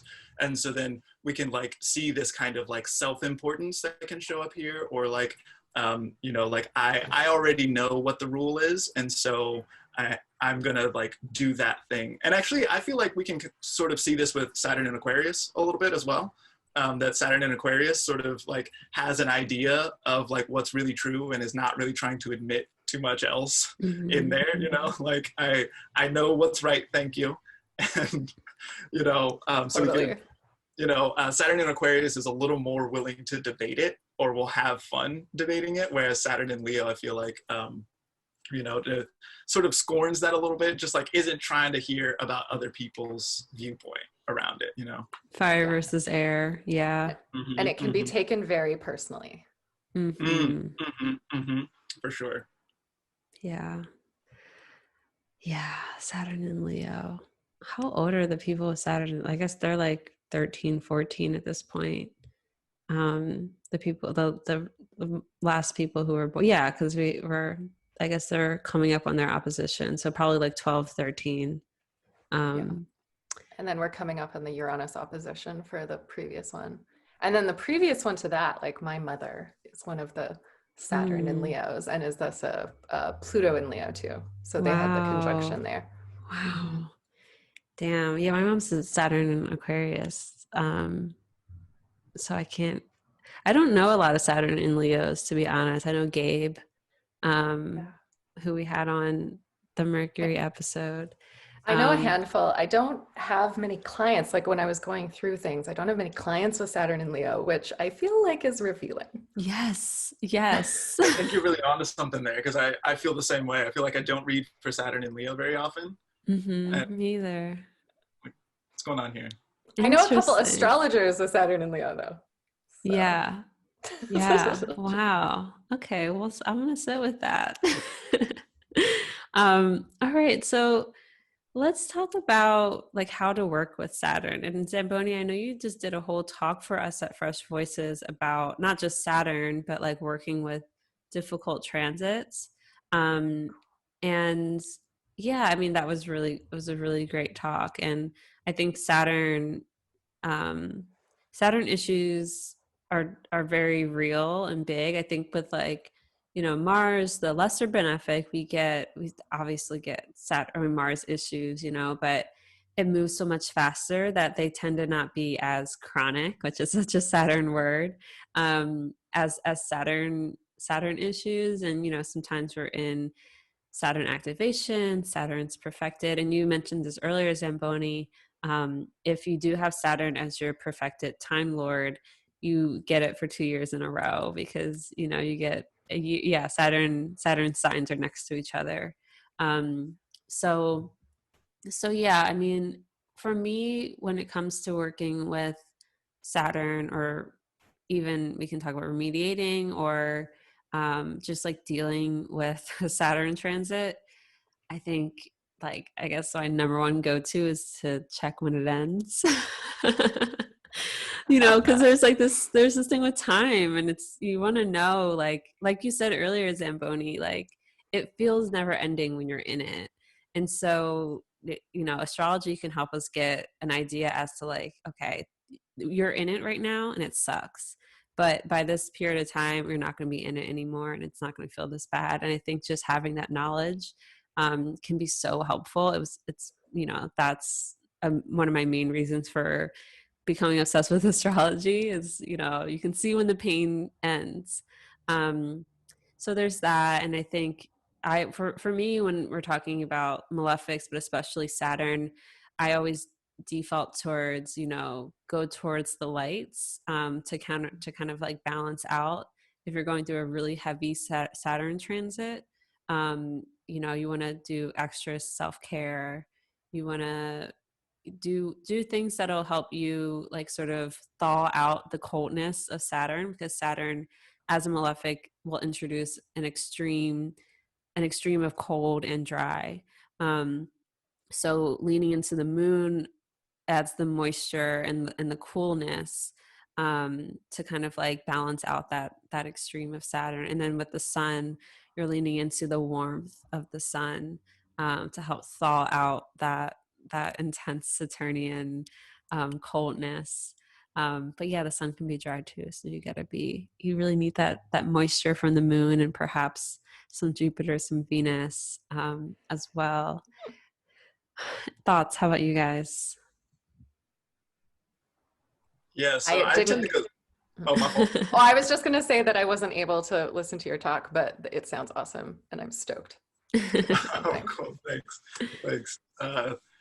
Yeah, you know, that talk started out as a paper that I wrote for Influx Mag, and then got rejected for. So Wait, I didn't reject you. Oh no, it's you did. because You did. no, I didn't. It's not that I rejected you, because I do, and you know, we can talk about this again when we bring Influx back. But it just didn't fit into that issue that we were doing. But we're bringing Sure. it back. I would love to have your paper. Word. It felt in keeping with Saturn being like no. Um, anyway, so yeah, I actually tend to go the other way with it. So rather than trying to lean on luminaries, or maybe trying to like, you know, Saturn feels so cold and isolating. So like maybe if I go to Venus, then, you know, like I'll be able to feel connected or something like that. I tend to go the other way, which is like, so Saturn is going on right now. So I need to like I need to take this opportunity to do better with my discipline. I need to like get up on time. I need to do my work. This is a time when I'm going to feel lonely. So like spending a bunch of time on Tinder is a great way to just like hurt myself. And I could, instead of that, I could like, you know, handle my business and like be a little more like cold and disciplined about things. Yeah. Like this is how I operate, you know. Like, You're also Saturn square Mars in a night chart, so you exactly tend to go hard. right. So yeah, and I go to that Mars, right? So that, you know, like when I'm feeling sad and melancholy because Saturn is all up in my piece and I'm all lonely and all that, then it's like, well, maybe it's time to like be the most badass whatever it is, you know. Yes, like yeah. Try to do that really hard, and then in order to do that, then to lean on routines and you know, the sort of disciplined and consistent element. There's another ST for us. Mm-hmm. But like the consistency of Saturn, you know, really, you know, you can sort of give Saturn that thing to like, or like anchor itself in your life, and then that can sort of like, you know, so the thrust of the talk was like, if you're going through a rough transit, then try to trigger that planet in your life in some way. So like if Saturn is going on, then like you don't try to do the opposite thing. You just like let that thing happen. So if you're going through a Mars transit, then the example that I used was I cut my hair, I cut my body in order to like let Mars have the cut that he wanted, right? Or, you know, in the case of Saturn, I stopped smoking for a while. I stopped doing this, you know, with this idea of like negation, of not doing something that feels fun, not doing something that you want, in order to sort of appease Saturn. That's kind of like the angle that I took in that talk, and that's what I typically will tend to do as well. Yeah, This that's is sorry. Go ahead. Oh no, I was just gonna say that this is great because I kind of like try and do both of what you're both talking about, which Mm-hmm. is awesome, which is like give Saturn the thing, but make sure that thing ultimately serves like my moon, right? Or Mm-hmm. like the thing that's Mm-hmm. ultimately impacted. So like Mm-hmm. my classic example of like working with a Saturn transit is like dental care. Mm, Like if someone's having a bad Saturn transit, they should just like kind of become obsessed with taking care of their teeth. It's like a so really, true. really great way. And then that's That's such like a brilliant idea. right, and then Yeah. it's like that's super solar, right? Because it's like your face. and Mm-hmm. then uh and then things like, I mean, and then there's devotional things, right? Because Saturn, like both of you, as you know, Saturn loves like devotion and like routine, right? Mm-hmm. And so those kind of practices work really well. And kind of working into that, one of the things that's my favorite is, and it relates to so much of what we've spoken about, is that kind of like listening to your elders, right? Like accepting the Saturn wisdom is sort of like accepting wisdom from a variety of sources, right? And Mm-hmm. that sort of like receptivity we would think more as sort of like a lunar thing, right? But it can actually work with Saturn in a way where you're finding out your limits by like testing them, right? I love that. Yeah. Like I agree. Like I like the two-pronged approach as well. Um for my Saturn return, I started reciting I did started doing a daily mantra, a daily Saturn mantra, with like a whole mala, saying this mantra, and it's the one that Kelly Surtees recommends. It's on her website. If you just type in, I probably, if I can remember to link it in the show notes, I will. But if you just Google Kelly Surtees Saturn mantra, it'll bring up her blog post. And that was so helpful. And I really think Saturn liked it a lot, that, it was doing this daily practice. And um, yeah, Saturn's about consistency. Um, so, and then, my Saturn being in the 12th and, super dignified and all that, um, I think it helped a lot as well. But yeah, I mean, for my Saturn return, there was this really big, like, just do this thing. Like for me, actually, a huge part of my Saturn return was starting a daily meditation practice. Um, and I always knew that my Saturn return was going to be about that. Like I always knew, because I've always had a hard time doing consistent meditation. And what I always knew there was going to be something that pushed me to do it. And what happened was coronavirus came. My anxiety went to astronomical levels, and I needed to meditate I just needed it in order to function.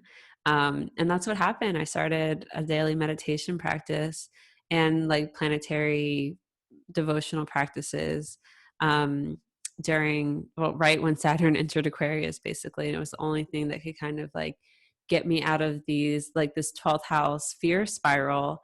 Because Mars was also with Saturn during my Saturn return, the first one.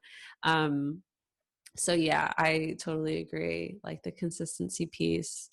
Saturn loves a daily mantra. I That's know Drew Levanti does. He flosses on Saturdays, Saturn hour. So that's another thing with the teeth. I'm totally gonna start doing that too. It's such a good, or any Saturn hour during you're supposed to floss daily. Um, any Saturn hour would probably be a really good time to floss. yeah. Yeah. You're really onto something here. And so that what I one of my kind of stock recommendations for people who are going through Saturn troubles is to Saturn has his joy in the 12th, and so I often recommend that people go to the 12th house, in whatever your practice is. And so then the 12th house is going to be associated with like things that are hidden or ineffable. So there's that piece there, like the thing that sort of like you can't see, but that might move the whole thing.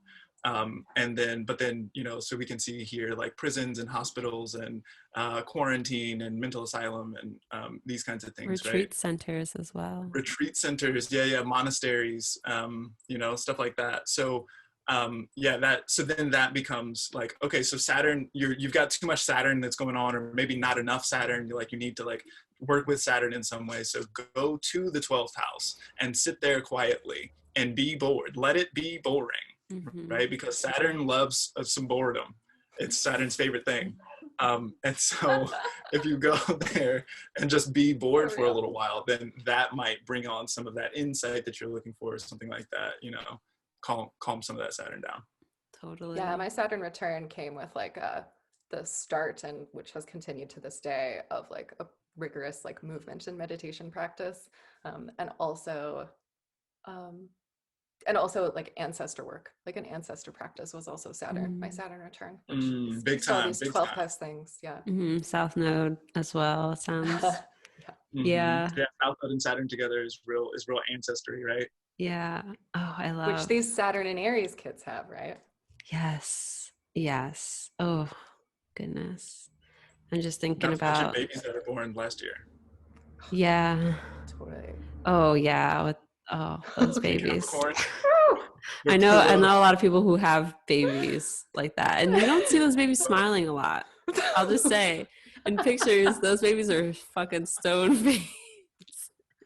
They already know everything. They know everything. Yeah. But by the time they're like 60, they're gonna be like prime, like that's gonna be their prime. They're gonna be the happiest go lucky people ever because they just did all their aging already. They age backwards. Yeah. Yeah. Yeah. Okay. So, and I guess just in terms, like, just like a little disclaimer, which I haven't said on the other episodes, but if you are looking to work, if you are looking for like remediation, I always suggest talking to an astrologer who does that. Yes, totally. Because, you can, remediation is a really serious thing and people spend lifetimes working on it. So, there's definitely really simple things you can do that won't be harmful, like doing a daily mantra, like a Saturn mantra, depending on the mantra, I will say, because there's many different types. And so like the one that Kelly Surtees does and suggests is pretty harmless, because it's really about just developing discipline in your life and sort of like inviting Saturn in that way. Reciting the Orphic hymn to Saturn on Saturn's day and hour, you're more likely not going to run into any issues. But if you're trying any sort of like intensive remediation practices, definitely consult an astrologer. I guess that's like my Saturn nudging me to be responsible with this. Any other thoughts on Saturn to share from either of you?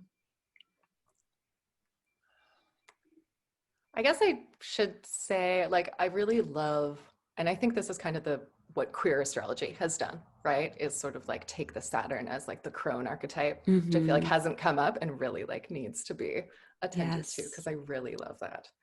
I agree. The first time I heard that was at NORWAC, and Cameron Allen, who is going to be on next week's episode with the Outer Planets, he talked about Saturn as like this crone archetype and how it feels so like, your like grandmother like wrapping her arms around you and keeping you safe. Like that's, and me as someone with such a dignified like day chart Saturn, my Saturn return really has felt that way. It felt, I felt bad almost talking about my Saturn return and how like, it's not that it was like amazing and daisies or anything, but I really feel and felt so protected, so taken care of by Saturn during my Saturn return. And yeah, it just felt like, like a kid wanting to like just run and play and do all the things. And Saturn's that like you said, that crone archetype that's just a little bit wiser and can gently guide you in the right direction and keep you away from danger. And that's, I'm speaking again as someone with a day chart Saturn in its own sign, in the sign of its joy, or house of its joy. A night chart Saturn with difficult aspects might not feel that way about Saturn, because Saturn's going to not necessarily show up or manifest as a protective influence in a night chart. I think that Saturn in general is protective, but yeah, it might not be experienced that way by everyone. So I just want to put that out there. But yeah, I totally agree with that sort of like crone archetype. It definitely can be the old man, the old wise man. It can 100% also be the old wise woman or old wise person. So I'll just weigh in quickly with a Saturn who is maltreated in a night chart. So you know, and I feel like I feel the same way as I did about Saturn in Aquarius, where I was like, is this draconian? Like, I don't know. You know, but I think that there's there, you know, as much of this sort of like generosity and kind of like being held in a sturdy container, I think there's also great possibility for bitterness in this kind of domain, and Saturn and bitter go very well together, right? Cold and astringent and like, you know, brittle, you know, and I feel like the crone, P.S. Kronos is the Greek name for Saturn. Hey. But so I feel like this kind of like, you know, the crone is often thought of as like the third in the like maiden mother crone situation, right? And so there's, you know, there's definitely like a grandmotherly quality. Well, I also had a couple of gangster ass grandmothers who were not like having that bullshit. Night chart Saturn. Right. And so, yeah, you know, like that is, yeah, I don't know. I feel like I've said my piece here. Thank you for that, though. I love that. The Kronos. that's awesome. Yeah. Well, I think that brings our Saturn episode to a close. Thank you so much. This is the last like planetary episode that I'm recording. I recorded all the other ones. And so, and you know, we had to reschedule this a couple times because Saturn really wanted to be direct when we recorded this. So yeah, I mean, I didn't say this at the top, but we're recording this on Friday, October 2nd. It's going to come out on, I guess the 5th is the Monday, if I'm doing math correctly. Yeah, so we're recording this like shortly before you hear this because Saturn really wanted to be direct when we recorded it and delayed us, Saturn, until then. So thank you both so much for being a part of this. Thank you so much for having let the me. people. Yeah, oh, thank you. This was awesome. Let's let the people know where they can find you, Pallas. My website's the best place, and it's nineofwands.com, which is all spelled out. And that you can find my socials there, and then also information about like events I'm doing. Like there's one coming up in November. And then I also have a Patreon, which is Patreon/nineofwands. And so there's updates and good stuff there too. Awesome. Thank you. Zamboni. Yeah, so the dailies that I mentioned before and the weekly horoscopes that are not horoscopes but forecasts that I do, those are available on Instagram. So you can find all that Zamboni Funk at Zamboni Funk on Instagram. You can also go to my website zambonifunk.com and find all the stuff there. I also have a Patreon, again, patreon.com/ZamboniFunk. And so with that, I do like astro basics there and talk about sort of like, you know, how to understand what's going on in astrology, you know, with the idea of like, maybe you are listening to YouTube astrologers or something like that, and you want a better understanding of like what it is that they're even talking about. So breaking down a lot of that sort of stuff, but then also, I've been really excited about sort of like the enchantment piece, especially during the apocalypse that we're living through right now, and sort of like needing some technology, some ceremonial technology with which to sort of lean into the wild changes that are going on. And so, so there's like a group exercise that we do regularly on my Patreon, and all sorts of stuff like that, which is very much about sort of like using practical enchantment to better your life in this transitional moment, and using astrology to describe the moment. Yeah, and I will just say I attended one of those last night. It was so much fun. Yeah, group enchantments are awesome. So definitely check out both the Zamboni and Pallas's Patreon pages and their websites, and they both do readings. You will be blessed to have one from either of them. So with that, I'll let you guys go. Thanks. Thank you. Thank you so much.